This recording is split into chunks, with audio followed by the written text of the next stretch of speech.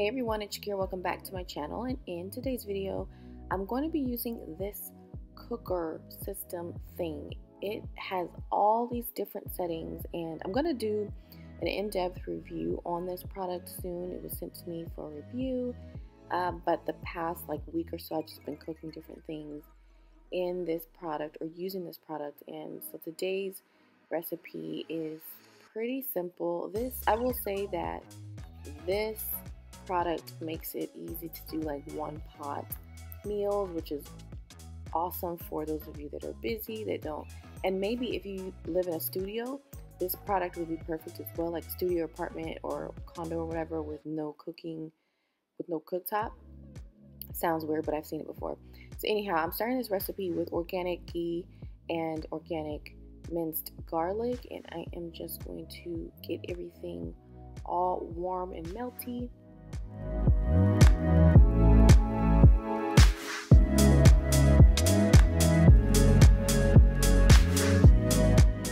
Anyway, here we are just sauteing the garlic a little bit, and then I'm going to add the shallots.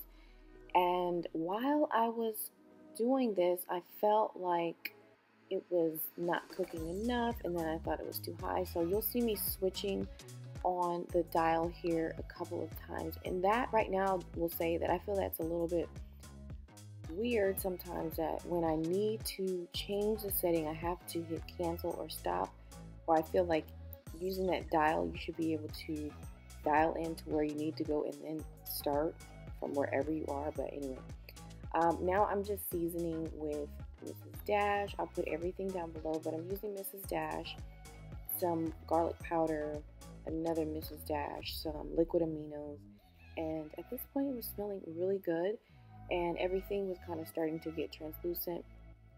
And so now I'm adding the Brussels sprouts, organic Brussels sprouts, and so I'm just tossing it in what I've already started to cook so that the Brussels sprouts can get some flavor on it as well.